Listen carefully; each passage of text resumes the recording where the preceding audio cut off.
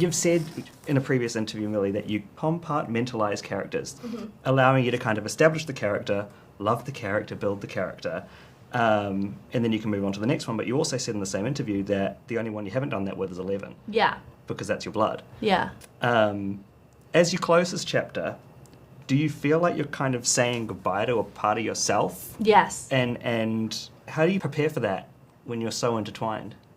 Yeah, no, it's a great question. I definitely feel like I said a goodbye to a part of myself, which was really hard. I think that's why it felt like a death, and I kept saying that. You know, even in therapy, I was like, it feels like somebody's died, and I just don't understand why I feel so upset, because I've been through this multiple times before with characters. Like, I say goodbye to characters all the time. I just wrapped my last movie, you know, but it's just a piece of me. I don't understand.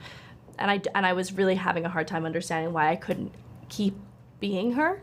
I'm like, okay, I could just play her anytime I want, but it's not the same thing. Like, you just need to be in the environment with the people, and it's that really builds it for me. But it definitely took a lot of work on myself to kind of say goodbye to a version of myself that I really deeply valued and loved. And it's always with you there. Like, it's always with you, but it's just not. Like, she's just not there anymore, and, like, neither is anyone else. And I think that's also really hard, right? It's just be like, I'm never going to be able to be 11 and play I feel like you a won't scene play it, with but Will. what she taught you and, like... Yes, of course. And those are memories and lessons I'll take throughout my whole career. But of course, But yeah, and that kind of energy, and all of that I used for the season. You kind of hone that into your work summer, and it will always be on Netflix for you to enjoy. Exactly. How about you, Noah? Are you feeling kind of the same kind of way about closing that chapter, saying goodbye to this character that kind of, you know, changed everything? Yeah, I mean, it's definitely been a piece of me, and I agree with that. Like, the next day I was, like, really way more devastated than I thought I was going to be. And less so for the character for me. Like, I loved playing Will. He's such a huge part of it. But, like, being around everyone in that environment, like, we will always have each other as friends, but being on set together and working with each other and working with her in those roles, like, we'll never have that again. And so having to say, goodbye to that was hard. What do you think you're going to miss most about this world, and what are you most excited to leave behind?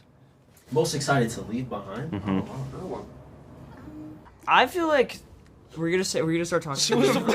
I just watched it happen. She went. I can't wait to hear them both. And then I just went. I feel like No, go for it. I don't know. I think Filibustering. I think we already said goodbye to the hardest part, which was just the experience of being on set. Like, that's the show for us. Now it's like a different wave where it's saying goodbye to being able to share it with everyone. So I don't know what I'm most excited to say. I don't know if I'm particularly excited to say goodbye to anything. But I know the hardest thing to say goodbye to is just like the fact that, like, we won't come together on set in that way ever again. But, you know, I think we had our closure for that. Yeah. It's been a while. Like, you finished rapping, like, was it last year? So you've had time. It feels like it was so recent. Feels recent, for sure. You know, watched 4 episodes. The 4 episodes we were allowed to see of the season, so I'm one of the lucky ones. And you've just gotten so much better. Like, just from watching it, and, you know, I did the whole deep dive, and as actors, obviously, you get better over time. But when you watch this season, are you like, dang, I am so good right now? You know what I mean? I feel like I get that about other people. Like, I don't think I'm ever. About everyone else, Sometimes it's the opposite. Sometimes there's a line where I'm like, okay, I did okay there, because I'm so used to being like, oh, that sucked. And so sometimes when you get a good one, it's nice. But usually for me, it's like I'm like, what? Like, I'm like watching someone else's performance and being like, wow, like, that was awesome. I've come to learn that when I may enjoy a take of my own, which is, you know, I think the baseline for most people is that they're gonna watch and be like, rare. And most of the time there's clenching involved and sweating and like, I hope this is okay. And I've come to realize that the best thing I give myself usually is, okay, yeah, I think that was fine. Worked. Like, that's like the most like that I've ever really gone there. So and there's been a bit of that on this end, but I'm just wildly impressed with everybody in the room and everybody there. You know, once we leave set, there's nothing else we can do. Our work is done. So, yes, it's exciting to finally be able to sort of hand it over. I feel like for months people have been asking me, you know, they're like, when's it coming out? I'm like, it's coming, I promise. And finally it's here. So, yeah, I'm excited to just hand it over.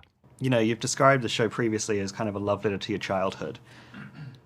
You're closing that letter now. You're closing that love letter. How does that feel? Are you looking for the next thing? Like, yeah, no, I would say it's sort of bittersweet. I think but I don't know. I mean, I still feel like we're very connected to our childhood. It's like there's part of me that still doesn't feel like an adult, but it's fun. I have 2 little kids now, which I didn't obviously at the start of the show, and you're able in that way to sort of re-experience childhood through their eyes. But yeah, I think this show allowed us to say everything we wanted to say about growing up, and what it felt like for us as kids with our friends in North Carolina, specifically what it felt like in the summers. And you know, we're kind of closing the door on that part of our lives. So it's sad, but also it's kind of, you know, we're 41, time to move on, right? Yeah. This show is so large in so many different ways. And as I said, doing a deep dive, you realize just how big the lore is and how insane the mythology is. Do you ever get lost in that yourself? Like, do you ever have to be like, wait, Yes. hang on. How do you... Especially this year. Really? We're like, what? Just trying to figure out the... Okay, so... Like, I can't get into spoilers, but it's like the... I mean, you've seen 4, but there's stuff. There's no 4. No, There's well, only 1 through 3. no, because you saw I think- 1 to 4. I He saw 1 to 4. I saw 1 to 4. 1 to But 3. the folks The folks at home... Oh, we're good. We're good. fine. We're fine. We're fine. we get the Oh, thumbs we up. got the thumbs up. Okay, Sorry. thumbs up I from wanted the- to make sure from that I the side. wasn't. No, even like, you know, there's that stuff with the big flesh wall, like that big wall. It was one of those things where we were like, okay, so that. the meat wall? I remember the meat wall Yeah. because that was like the weird thing that like I was invested in was the meat wall. You were the meat wall guy. I was the meat wall guy. I just imagine you, Nathan's hot dog stand right by the meat wall. Hot dog, soaking wet hot dogs here. Cold and slimy. Cold, slimy. Anyways, But it's good to know that you guys get lost in it all too. we do. Yes. Yeah. Okay. But it does make sense in the end. It was more just like situationally talking to each other about it, like when we're like reading the lines, being like, what does this mean? Where does that connect? right? Yeah. Sometimes you're invested in what you're filming, and sometimes you do. Like after the table reads, it's quite some time before you kind of go back in and get updated on what's been going on with the rest of the gang. Yeah, like, I had and so no like idea what yeah, was going lore like questions and things that come up that like all of us individually know as a group. Eventually, in Stranger Things fashion, as it always happens, people get updated throughout about what's going on in their neck of the woods. But it is hard to keep track, and you're kind of tunnel visioned into what you're doing on a daily basis. Speaking and of it's fun. tunnels- You kind of learn it all over again. The tunnel system too, that was one that I was like, oh, these are still around? Like I literally like I'm like me and I remember like the first time me and Campbell went into film and I was like, oh, these we could still walk around in these. I forgot about these. Funny. We ask each other a lot of questions. Yeah. So, and we use our collective brain power to piece together what the Duffers seem to just... The Duffers are pretty good at... Yeah. They understand. We're like, so we just came from... Right, and we're doing... Right. And this the reason that and this not can't just do doing this, that. that's Right. gonna... And why can't this do Why did we just do that? Oh, Yeah. right, okay. Right, so then they're, they've got it all in their super brains. But then you also... Sometimes you just... You're in the moment. You don't need to... we're not always thinking about what's happened before, the past, right? Yeah. Poor Duffer's just answering everybody's question. Yeah. Oh, exactly. Yeah. Yeah, we do get lost. It can be very confusing and overwhelming. Yeah, I think when you read the script, it's just like it's like a book, you know. So you gotta be like, okay, wait, what does that mean? Yeah. I sometimes I need a visual. I'm a visual learner, so I'm like, draw what Definitely. this is and tell me how. And yeah, but it's been you just gotta keep up with it. But we also have like the best writers ever, so you kind of get to just ask them any question that you have, and they have the answer. And then they explain it, and I'm still confused. And then I have to go to VFX and be like, "Can you guys like draw it out and show it to me?" Yeah, so interesting. I feel like the Duffer Bros are just like the... Masterminds. Everyone just points back to you and says that they have a lot of questions. And if they do, they will come to you. Yeah. First off, do you sometimes not even have the answers yourself? Or, like, how do you keep track of the lore and mythology? We've got most of it down. We also have a team of writers that know the show super well, of course, and they've been with us through many years. But occasionally we do have to go back and rewatch a scene or check a scene because we've got most of it figured out, but some details we do forget. Obviously, we forgot Will's birthday, so things do slip through the Why are you cracks. bringing that back I up? don't know. Let's put that in the past. All right, we can cut that out. But no, Can we? Yeah. I mean, no, it's a lot to keep track of. But at the end of the day, though, the mythology is not really what the show is about. So that's why we worry about it, but only to a certain extent, because it's all about the characters more than anything else. And we've always told it from the point of view of the characters, and we like the idea that though Ross and I have answers to most everything, we like that there's a mystery still to what's out there, these supernatural happenings. It makes them feel more real to us if there's some ambiguity out there. You say you don't think about it, but you know who does? The fans. The fans, yes. They do. Oh, they're good. Yes. They're good. I mean, oftentimes their theories are incorrect, more often than not, but every once in a while you see someone who's figured it out and you're like, damn, we should have them in the writer's room probably. Have they ever come up with any lore that you hadn't even conceptualized or thought of, and you're like, dang, that's good? It's less that. It's more when I'm seeing them theorize about things that could happen in this new season, even off like a few photos or snippets or teaser trailers, and you go, how in the world did you put that together? That's what impresses me the most. Yeah. Do you take any of those thoughts or theories or whatever and kind of, because the show's been going on for nearly a decade, and implement them in any way, shape, or form? I don't think so. I mean, first of all, we're not that immersed in what's going on online. I've deleted all my social media, so I don't know what I'm not on it anymore. I don't know it, so I don't really know what they're saying about it. And also, at a certain point, you try not to worry too much about what they want or what they think is cool or whatnot, because we always try our best. It's hard now because there's so much noise around the show, but what we try to do with our writers is get back into the state that we were in when we were working on season 1, when we had no idea that anyone was going to watch the show. We had no idea. There weren't any expectations related to the show, and that's the mindset we try to get in. So just shut it all out and just write what we think is cool and what our friends writers think is cool, and not worry about it beyond that. How tough is it to not tell people everything?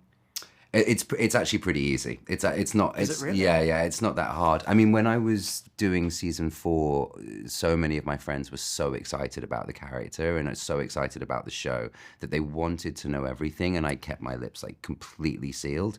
So now most of my friends know not to ask me, and if anybody even sort of has an inclination, that I might say something which I would never, but they're like, no, actually, do you know what? Don't tell me. I want to experience it for myself. And that's really, really cool. I feel like there's this sort of collective excitement. After nearly a decade, these characters more than ever. You've lived in them for so long. They've become such a big part of your worlds, How did you ensure that you didn't get too comfortable in them? Or is that comfort good? That's a good question. I think,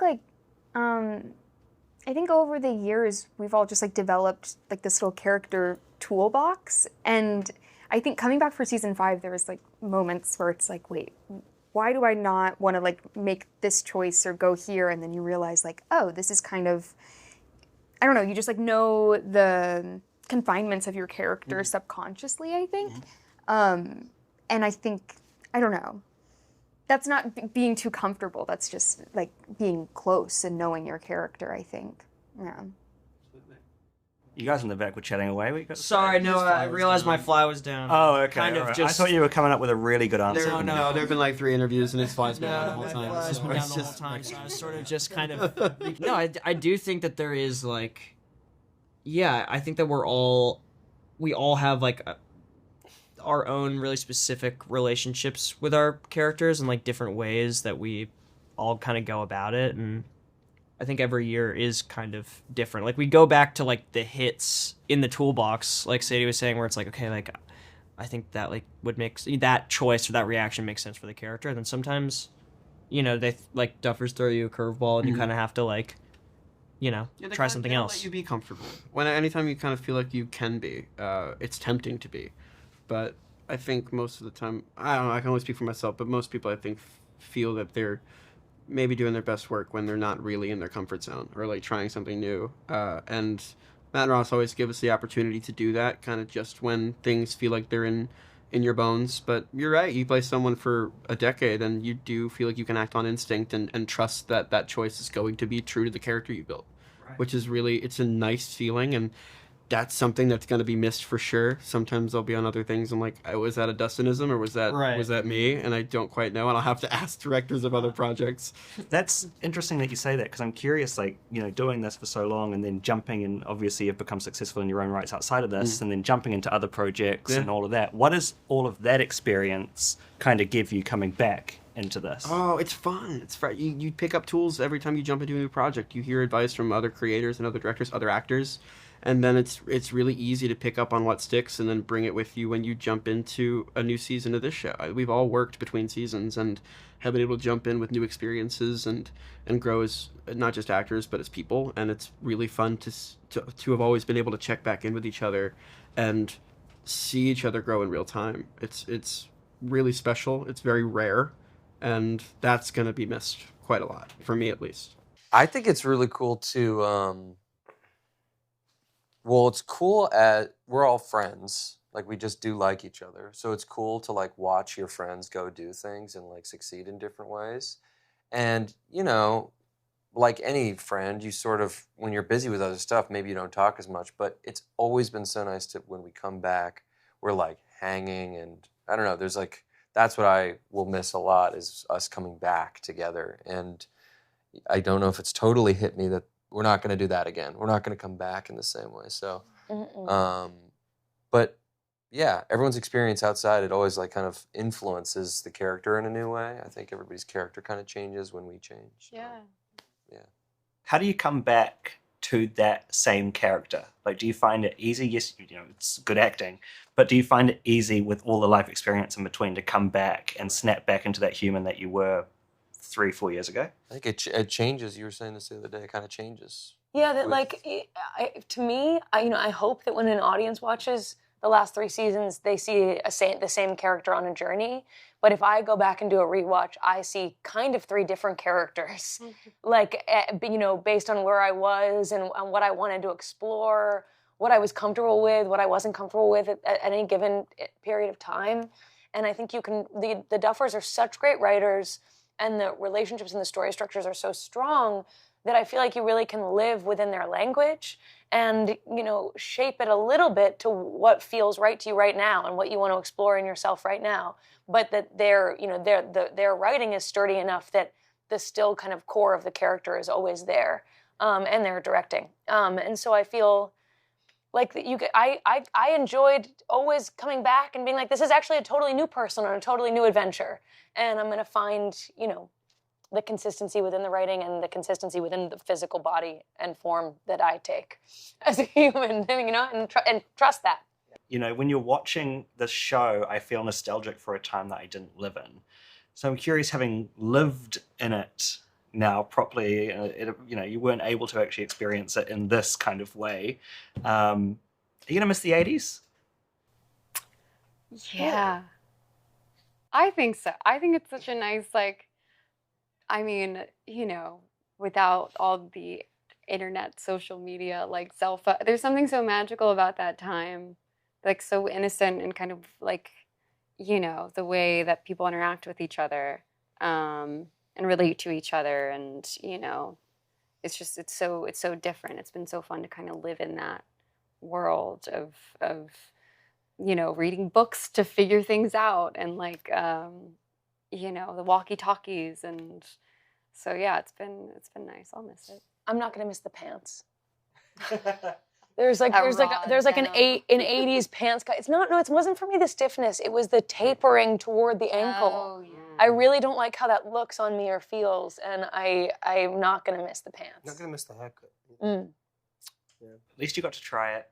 Yeah. You got to dabble in that world, see what it was like. The show's been airing for nearly a decade, and the world and how people consume content and all of the above has changed so much within that time. Do you think the show in any way reflects those changes, or do you think because you are set in the 80s, you don't really need to reflect the times that are changing? I think the first season totally reflected that. It took basically the tropes of the movies that we were referencing and sort of changed them in a lot of ways. I think that's one of the reasons I think people responded to the show in the first place. And I think they've continued to do that throughout the show. I think Maya, your character in season 3 is a huge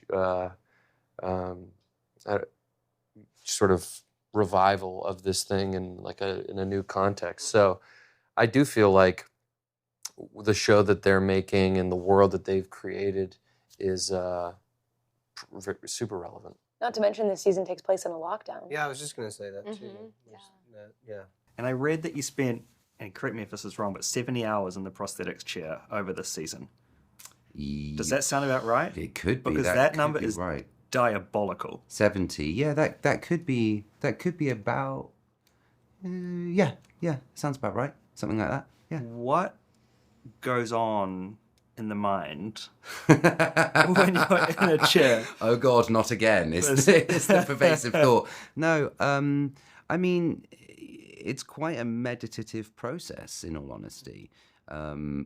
Because you really are at the sort of hands of the team of people that you're working with. Barry Gower and Duncan Jarman and Mike McCash and Annie Taggy, came along and applied this makeup, and we just became this really well-oiled machine. So you just kind of fall into a very meditative, calm state of being. And Barry and I were talking, because I'm working with Barry now on something else, and we're friends as well. And Barry was like, it was so interesting. The music would always start really calm, and then as it was maybe an hour and a half before you knew you would have to go onto set, the music would start to get harder, and it would start to get faster, and it would start to get more aggressive. And so by the time you walked out, it's like being a boxer. It's that kind of thing, stepping into that character. So it's just preparation, and also on a selfish level as well, I kind of love being the first guy at work as well. You get to walk into an empty soundstage and be like, cool, I'm going to be in here later, but there'll be more people. So it's cool. I like it. And of course, only the upper body practical this season. Yes. With the rest being digital. How does that alter a performance? How does that change the way you work? Yeah, it's really interesting.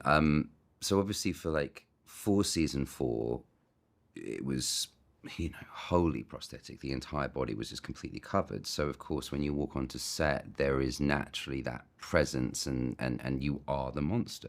That's what you are. Whereas with 5, we, like you say, it's sort of chest upwards is prosthetic, and the rest is morph suit, motion capture, whatever you want to call it. So Barry and I had conversations about what we wanted to, or what I wanted to achieve with just the size of my body within that. So we used American football pads on my shoulders to make sure that I still had that broadness, and being able to really kind of be imposing. There were conversations that I had with Michael Meher about there's certain portions of Vecna missing within his body. So holding my arms in a particular way was really important this season, and we discussed that, and I was like, it would be great if I could actually have something that I could just set myself on in the costume, which means that I don't, I can be more natural in my gait within it. And then height too, Amy put in lifts. I think she had a conversation with Barry, and they put in lifts to my shoes. Just all of these small little things to really make sure that physically I was as big as I needed to be. And then there were spiritual things with it as well. For season 4, I had an inch and a half of foam latex to push whatever energy is in me through. And with with Stranger Things 5, you know, there is less of that. So, but I still wanted to make sure that aura or presence was coming through. So just confidence, I think, was a huge thing for me there too. So yeah, it was definitely a change. There was a huge change to it all. But one I was afraid of at first and then took great pleasure in, yeah. What's a kind of scarier or tougher to play? I guess Vecna's violence or the psychological kind of manipulation of it all? It's really hard. I mean, you've seen the first 4, so you kind of have seen a little bit of what's going on. I found the sort of manipulative part of Henry this season to be something that I was like I was felt really icky about it. I think as an actor, you know, you always want to be handing over the truth, right? And so within those conversations that I'm having with Holly, and I'm like, everything's great, everything's really nice. The truth is, I need you because I want to win. You're going to be my toy within this. And that's really hard. Like, it's a hard thing to have to contain and maintain.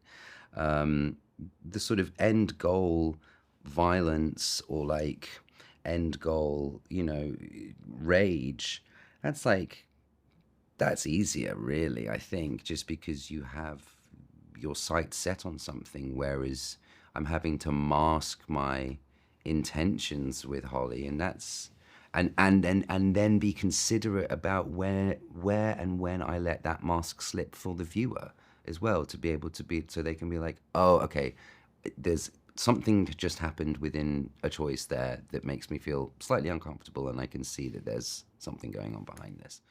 So yeah, it's hard. And how many of those choices are made before you get to set versus when you're there and you feel it out? For this season, I spent a long time rehearsing, a long time rehearsing, a long time going through it all.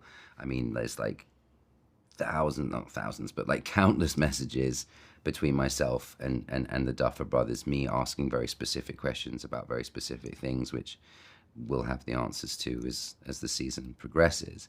But yeah, I felt like with this season, Henry's putting on a performance a lot more, you know, and within that, there's a certain element and level of kind of rehearsal that has to have gone on in his own head. So I spent enough time going through it, so I did make those choices prior to getting there. Is that usually kind of your way of doing it, or I guess was there a certain pressure of the Stranger Things of it all and the season 5 of it all, and you know? I think it was just the process for this season. I think that's what it was. You know, with season 4, I spent so long thinking about his childhood, and particularly like the relationship that he has with his primary caregivers. And have you seen the Broadway show, the play? If you go see the play, there's more that's kind of uncovered within that as well. And so within that, there was like there was a real humanity that I felt connected to with Henry. And whereas with this season, you know, Henry this season is an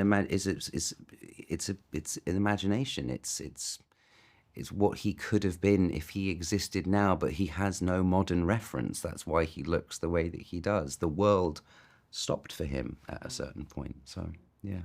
Correct me if I'm wrong, but you originally only had planned to do 4 seasons.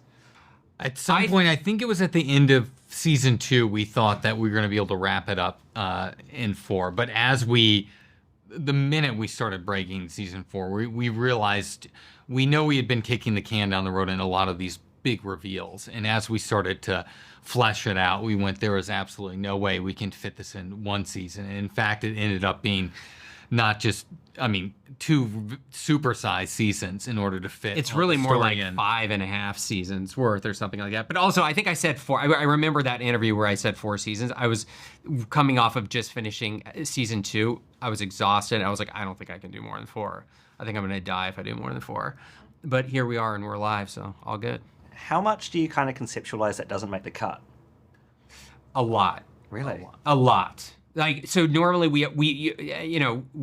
call it blue skying. I mean, I don't think that's a term we made up, but at the start of a writer's room, we just all throw out what we would like to see, every single idea that we have. Some of it's good, some of it's not good, and some really cool ideas just don't make it in because they don't make sense or they don't fit.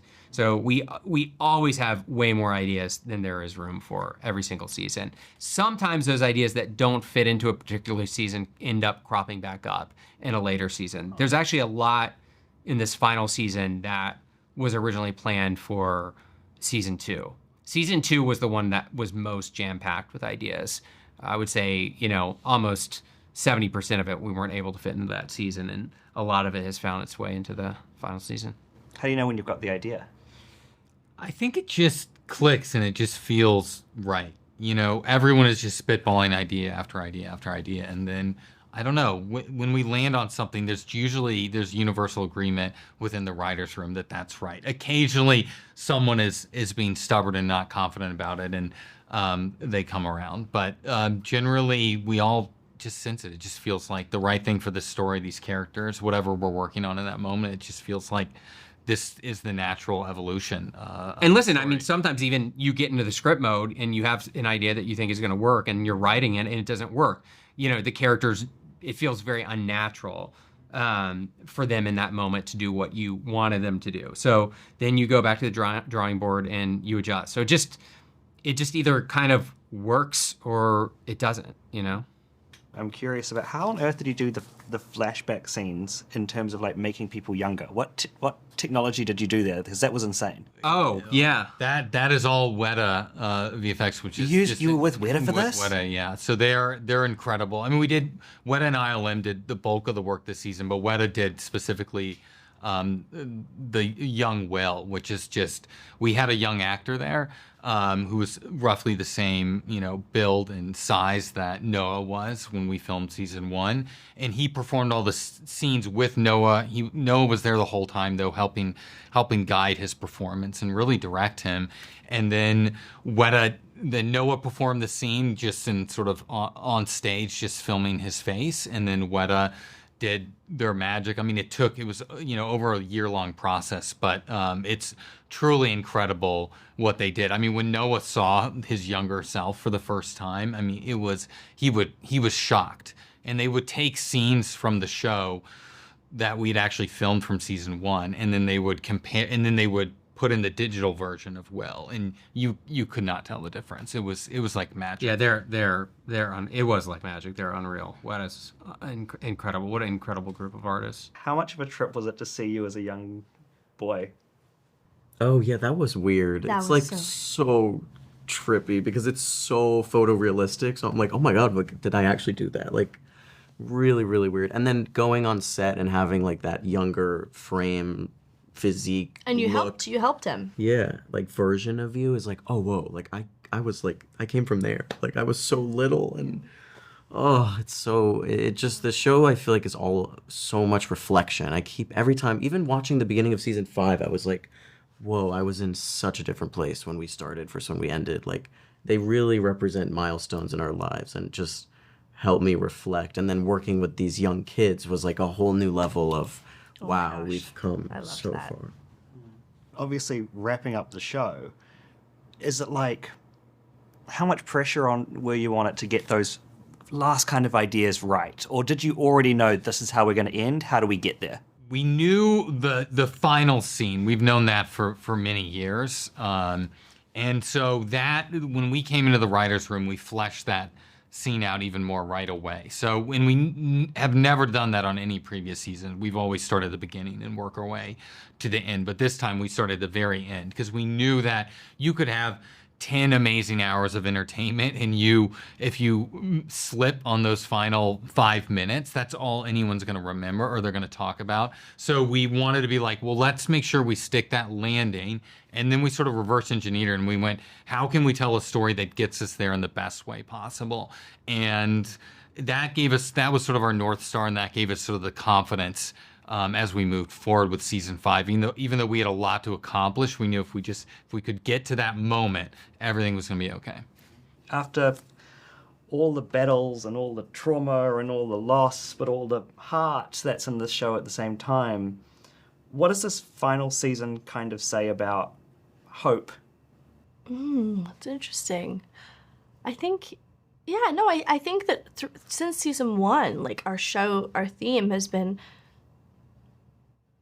stay hopeful and like stay true to your stay friends together. and yourself. Stay together and stick together, and friendship is everything, and believe in the mission, believe in yourselves, but mostly believe in the common goal.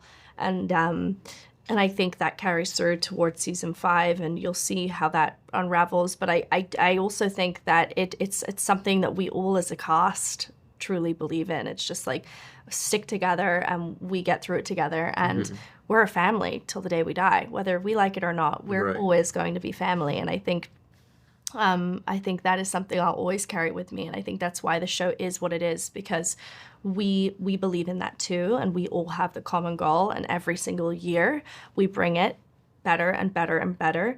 And I think that this season I've never seen the cast come together more in the years, and we bring it like I've never seen it before. Do you think that's just because everybody was like, this is it, we've really got to pay tribute to this thing that we've done, the fans? Yeah, it's almost like the biggest thank you to the Duffers. Like, that's how I view it, it's like they gave me this opportunity to be 11 and to bring this character to life for them. And so all I can do is, for the next year, give it my all to say thank you, because I'll forever be in debt. My career is owed to them. The show, I think, what connects with people is that it's naturally optimistic. Yeah, fiercely. And I think that kind of lies in the friendships in the show too. Yeah. So. Yeah, I don't know. I think that there is always, like, especially with shows like this or this kind of genre, I think what's so great about it is that it does kind of showcase, like, the best kind of parts of being, like, a person in the world, which is like having friends, having people to lean on, being a part of a crew, that you love. And you're invested in these characters, and you're scared for them because you love them so much. Like, the danger here doesn't have any stake if you're not worried about people you love, and that's what the characters here feel, and I think it's what the people who watch the show feel for these people they've grown to enjoy spending their time with, and it's really special to be a part of. What do you hope, I guess, kind of the legacy of this show is post just entertainment? Like, what I've experienced is, like, you meet fans all over the world, and I think what I've witnessed the most from when you're at these fan events is, like, it's mad. Like, people have come up to me and said, I didn't really have a relationship with my nephew or niece, and then this was the thing that we did together as a family. This kind of the show brought families together, and I always remember myself, like, Friday night, I'd go with my stepdad, I'd go to Blockbuster, I'd get a video, I'd stick it on, and that was like a bonding family experience. And I think this show's done that almost on a global scale for lots of families, and that's pretty special. Totally. Have the fans and the feedback kind of changed the way you think about the characters or the show in any way? I think it'd be hard to say that it doesn't affect it. Yeah. It doesn't happen in a vacuum, in a sense. I mean, we do get to go make this show in, like, this nice space, I think, that has been carved out, and we can really hunker down and make this. But I do think the fans' reception and audience reception is a big part of, the show's success, and also why we've been able to do it for so long. The drive and, like, as well. Absolutely. It's a long thing to do. You're shooting it for a year, sure. and it's a bit of a marathon. And I'm thinking of, like, when we got halfway through this year, and there is that, like, it does help you kind of, keep moving. That you're like, you want to do its service because that. Yeah, you do want to make something. Yeah. Making something together to give to an audience. So it's always in mind. I also think part of what makes the first season so special is that you guys didn't have that yet, or know that that was there, or that people were going to like it. And I think that the line between artist and entertainer is like fuzzy and blurry. And sometimes you feel like a court jester being paid by the king to like juggle lemons.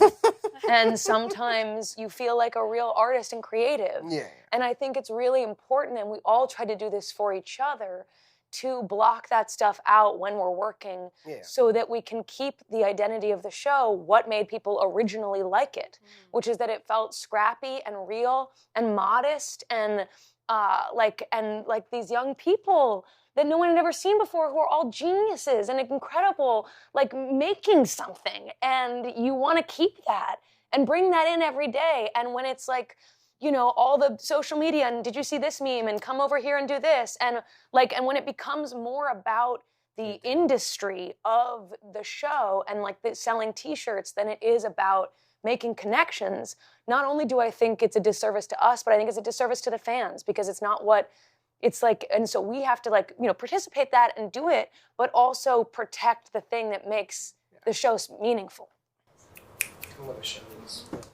Very well said.